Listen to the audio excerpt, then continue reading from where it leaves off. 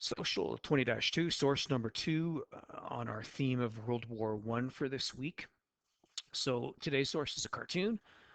We have in the foreground uh, a leader, commander of some kind, maybe a lieutenant, a captain, who knows, telling his corporal, his underling, to go first and I'll hold the ladder.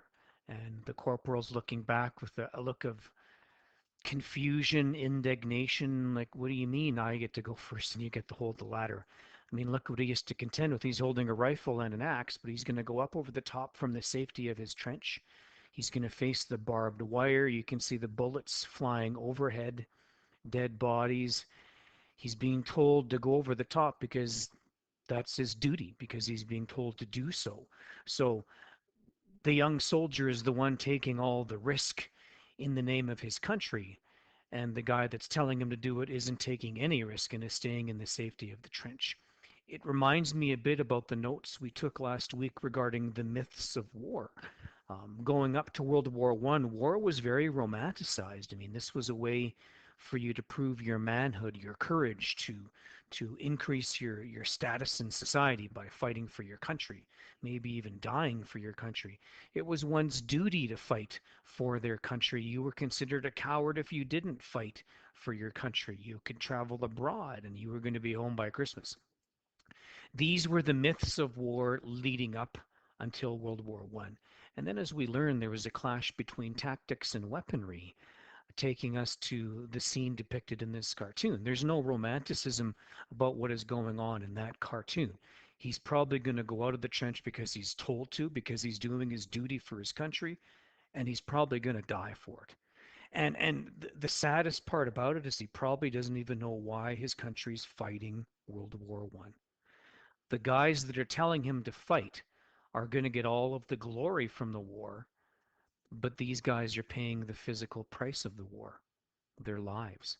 Millions of men would have died in that scenario, and none of them would have known why they were giving their life, other than that they were supposed to. So it's just a good example of nationalism gone wrong, the tragedy of ultranationalism. You're asking people to give their lives in the name of their country, but they're gaining nothing from giving their life to their country. Um, their country's doing all the taking, and they're doing all the sacrificing. And that is the tragedy of war and the tragedy of ultranationalism. In terms of our template, well, the date would be during World War One, so 1914 through 1918. It looks like it would have been on the Western Front, probably France or Belgium. Participants, well, it looked to me very much like these were going to be Allied soldiers, judging from their helmets. This is probably a British soldier, maybe a Canadian one, um, but for sure the Allies. And if you wanted to get really specific, you could have a commander and just a plain old soldier as further participants in what we're looking at in our cartoon.